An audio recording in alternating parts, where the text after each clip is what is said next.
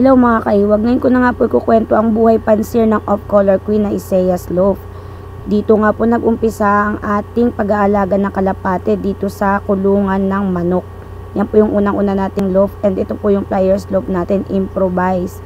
So, dito po tayo nag-umpisa mag-loaf. Ang una po nating kalapate is si Batman at saka yung isa pa nating nadagit din. Si Batman is nadagit lang po yan ni tatay at inalagaan ko po at inakay pa po siya nun. Sobrang liit pa niya and wala din po siyang singsing. Kaya hindi ko po nahanap kung sinong may-ari ng kalapati na to, kaya inalagaan ko na lang. Hanggang sa nag-decide si Habi na design na ako ng magandang loaf. So yan na nga, nagkaroon na ako ng magandang loaf, nagkaroon na rin ako ng mga GB, galing kala Sir Randy, ng mga kalapati. At nag-decide na nga po akong mag-vlog kasama yung cute na cute kong anak na si Isaiah. So ito nga po yung magulang ni Alucard. Yan. Tapos si Alucard po yung maliit na inakay na yon. At kapatid niya po si Carrie. Hanggang sa nag-decide po kaming lumipat ng talyer at nilipat na nga din po namin yung loaf namin sa C6. Ito na nga po yun, yung pakape-kape. Tapos ang abangan natin is magandang scene na. Yan na, angat-angat na tayo dyan, mga pre.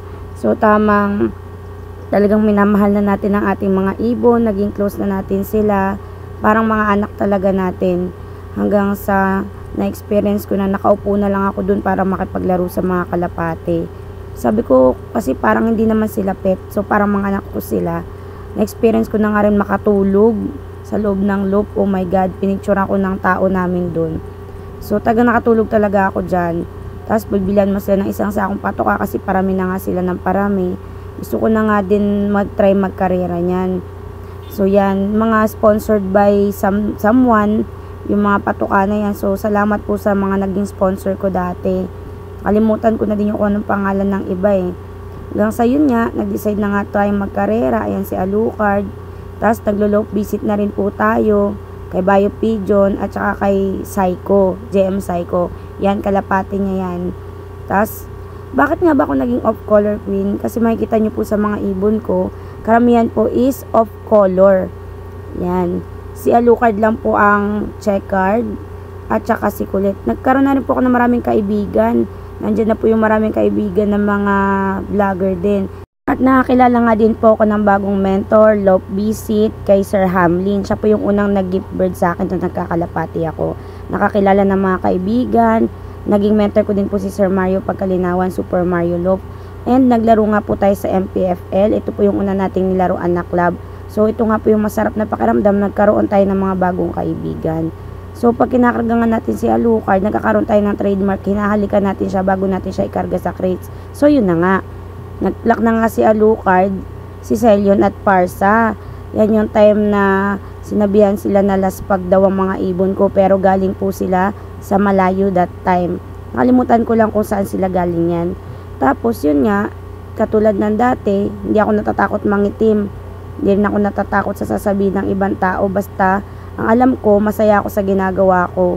Hanggang sa dumami na nga lang yung mga nagbibigay ng mga ibon sa akin. Hanggang sa, sige, laro, makipagtitigan, makipagkaibigan din sa mga ibon.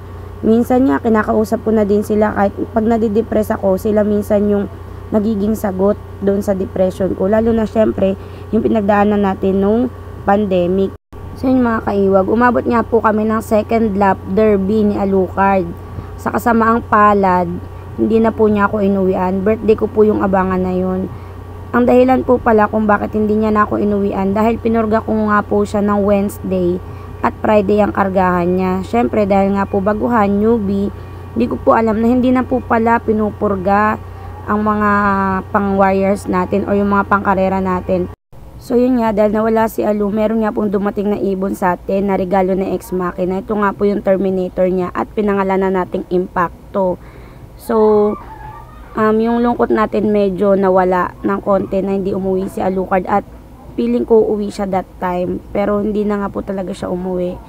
So, bala ko sana ito si Impacto is ilalaro ko po. Pero ang sabi sa akin is gawin ko na nga lang breeder. So, pinamiliarize ko lang siya dito sa lugar. Kasi inakay pa siya, so na-viewing ko pa siya. So, si Impacto naman yung naging close ko talaga nung nawala si Alu. Pero lahat naman sila pantay-pantay. So, yun na nga. Sabi nga nila is focus ka sa natira. So, Pinapokus ko na nga po yung mga ibang natira. Ito nga po yung bigay ni Kenji sa akin. So parang anak ko na lang din kasi hindi po sila nalipad pag hinawakan ko sila. Parang kampante lang po sila sa akin kahit hindi ko sila hawakan maigi. Minsan lumilipad pa po yan sa ulo ko, sa balikat ko. Mahilig mag-kiss, mahilig makipagtitigan. Yan, ganyan po yung mga kalapati ko dati. So mga off-color po talaga sila. O ayan, sa balikat ko mahilig silang lumipad, manukanan tenga, pagtitigan. So yan po yung mga gawain ko dati doon sa loop. Mga kaiwag, nagdesisyon nga pong magkarera ulit at si The Devil nga po is nakaabot sa dulo, sa Santa Ana.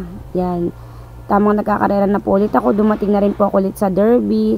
Ayun nga, nung nag second time Santa Ana nga po, wala na nga po nakauwing ibon namin sa NDR. Pero ang kagandahan po dun si The Devil is partaker po siya ng North Derby Race po. Survivor partaker naman po siya. Hindi na nga nakauwi si The Devil, nag-focus po tayo sa mga natira. And pasok na nga po tayo sa SDR.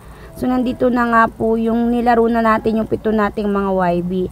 At ang natira nga po is si Colette and si Yusong sa SDR. Sila po talaga yung pinakamatibay na natira sa akin. Si Yusong is galing Bayo Pigeon. Si Colette, pinsan to ni Alucard. So yun na nga po yung tatak ni Yusong sa first lap. Natatakan din si Colette kaso hindi ko na picturean. Umabot nga po si Colette sa Sorsogon kaso nangitlog na nga po siya sa track. So hindi na po natin siya kinarga sa susunod na lap. Si Yusong na lang. And umuwi nga po si Yusong at nag-clock ng last lap. So ito na nga yung mga napanalunan ni Yusong. 4 times pulling winner. 3rd place tag team Christmas Fun Race MCPR. 5th place area fun race. 5th place tag team Pagbilao Quezon. At meron pang iba na hindi na isulat dyan.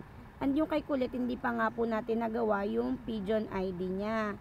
So yan nga po yung kwento ng Yusong at yung mga naging ibon natin. Kauna-unahang trophy natin. Kay Colette po itong trophy na to kasi 3rd overall champion po na trophy yan. And nandyan na rin po yung mga certificate ni Alucard. Sinama ko na. Tapos hanggang sa dumating na yung mga ibang trophy natin and cash prize. So yun ang kwento ng ating SDR race T22. Hanggang sa kasamaang pala dumating yung time na kailangan kong huminto magkarera. Dahil lumipat nga po tayo ng talyer or shop namin sa mas maliit na lugar na hindi na pwede ang loft.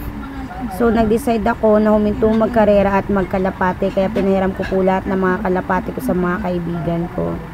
Dahil 2024 na nga at hindi nga po natin kaya na ganun-ganun na lang nating talikuran ng pagkakalapate.